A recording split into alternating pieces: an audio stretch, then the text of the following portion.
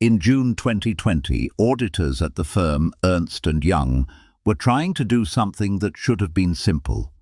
They wanted to confirm that money a company said it had actually existed. The company was Wirecard, a German payments giant, a member of the country's blue-chip DAX index, once valued at around 24 billion euros.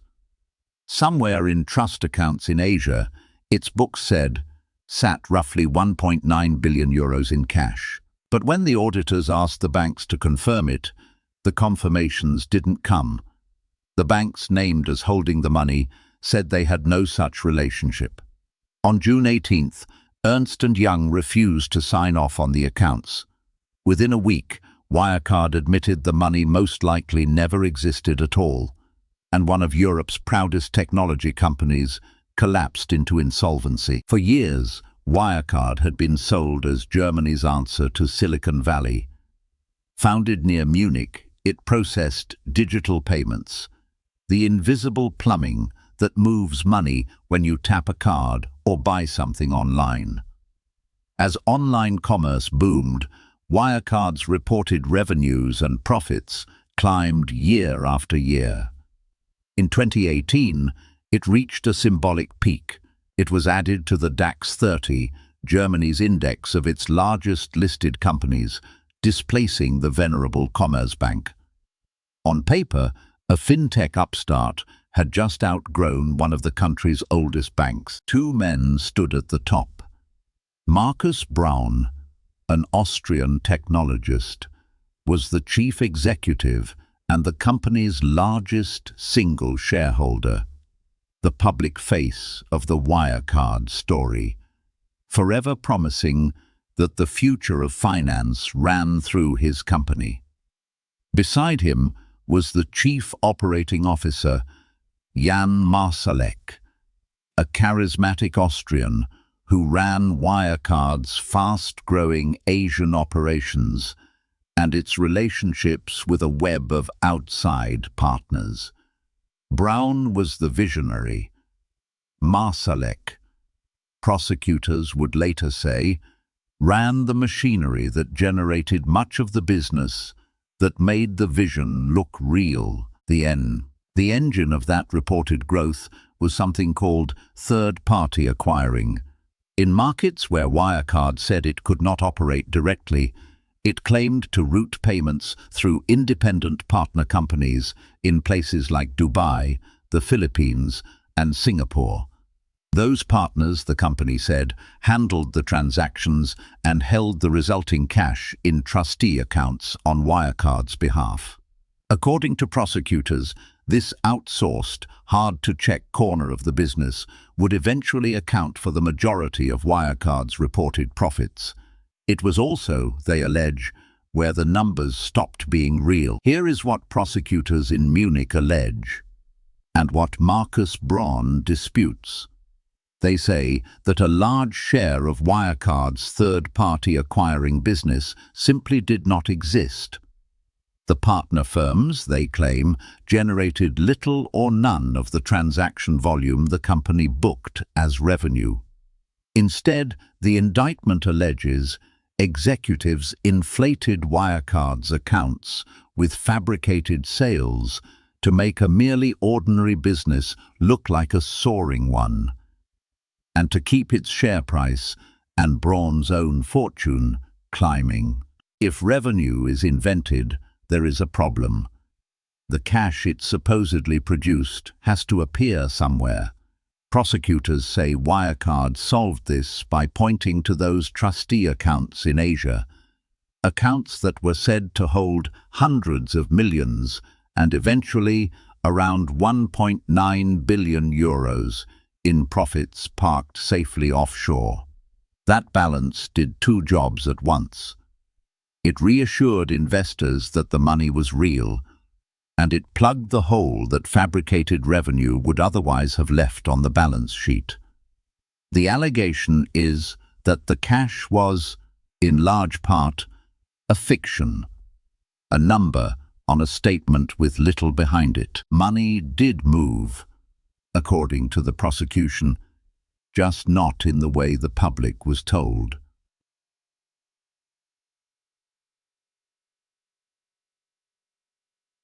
Investigators have described a system of round-tripping in which funds allegedly flowed out of the Wirecard world and back again, dressed up to look like genuine third-party business. The effect, prosecutors say, was to manufacture the appearance of a thriving operation while the real economics underneath were far weaker. Braun's defense rejects this account. He argues that real money existed, that he too was deceived, and that others inside the company diverted funds without his knowledge. That set up the final act. When Ernst & Young demanded direct confirmation of the 1.9 billion euros in trustee accounts, the paper trail led to banks in the Philippines that said they had never held the money. On June 18, 2020, the auditors refused to certify the accounts. On June 19, Markus Braun resigned. On June 22, the company acknowledged that the missing billions likely never existed. And on June 25, Wirecard filed for insolvency, owing creditors billions and becoming, in the words of many observers, the largest corporate fraud in Germany's post-war history. The doubts had a home, the Financial Times. Beginning in 2015 and intensifying in 2019, the newspaper's reporter Dan McCrum published a series of investigations questioning Wirecard's accounting, drawing on internal documents and a whistleblower tied to its Singapore operations. The reporting suggested that revenues had been inflated and that some of the business simply wasn't there. Wirecard denied it, cast the coverage as an attack by short sellers, and the company's supporters treated the journalists, not the accounts, as the problem. Then came one of the strangest turns in the whole affair. In early 2019, as questions mounted, Germany's own financial regulator, BaFin, did something it had never done for a single company. It banned the short selling of Wirecard shares for 2 months, and it filed a criminal complaint, not against Wirecard, but against the Financial Times journalists on suspicion of market manipulation. For a moment, the regulator had effectively shielded the company and turned its scrutiny on the reporters who turned out to be right. The complaint against the journalists was later dropped. The company tried to clear its name and instead tightened the noose. Wirecard commissioned the firm KPMG to run a special, independent audit meant to put the allegations to rest. When KPMG reported in 2020, it said it had been unable to verify large parts of the crucial third-party business. It could not confirm that much of the revenue was real. Rather than reassuring investors, the special audit confirmed their worst fear. The people inside couldn't prove the money existed either. That set up the final act. When Ernst & Young demanded direct confirmation of the 1.9 billion euros in trustee accounts, the paper trail led to banks in the Philippines that said they had never held the money. On June 18, 2020, the auditors refused to certify the accounts. On June 19, Markus Braun resigned. On June 22, the company acknowledged that the missing billions likely never existed. And on June 25, Wirecard filed for insolvency, owing creditors billions and becoming, in the words of many observers, the largest corporate fraud in Germany's post-war history. As the company imploded, its chief operating officer vanished. Jan Marsalek left Germany in the days around the collapse and has not been seen in public court since. He is wanted by German authorities and carries an Interpol red notice. According to investigations by multiple news organizations, Marsalek has been living in Russia under false identities, and in the years since, reporters and prosecutors in Europe have gone further, alleging that from Moscow he became a figure in Russian intelligence operations, a claim aired at a London espionage trial where convicted operatives were said to have reported to him. It is essential to be precise here. Marsalek has never been tried for any of this. He has not answered these allegations in court. Every part of it, the fraud role and the spying, remains unproven. The reckoning that could be held in a courtroom fell mainly on those who stayed. In December 2022, a criminal trial opened at the Munich Regional Court. 3 former executives sat as defendants: Markus Braun, the former chief executive; Oliver Bellenhaus, who ran a key Wirecard subsidiary in Dubai; and Stefan von Erfer, the company's former head of accounting. The charges included commercial gang fraud, breach of trust, and market manipulation.